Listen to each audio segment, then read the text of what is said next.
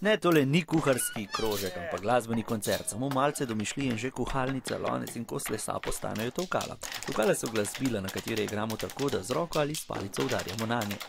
Ne rabite nekih dragih inštrumentov, rabite samo voljo, željo in seveda nekaj, na kar oče pa mamo pusti udarjati. To je pa to. Cilj projekta Stop je predvsem spodbuditi mlade za igranje na tolkala. Predvsem zaradi enega razloga in ta je, da vsi inštrumenti, ki spadajo v družino, ponujajo velik spekter različnih zvokov, tudi mogoče tehnike igranja.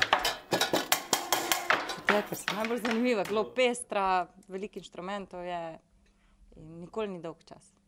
Ko je skupini zmanjkalo denarja in prostora za velika tolkala, so se odločili za kuhinjske pripomočke, s katerimi lahko izvajajo tudi klasično glasbo.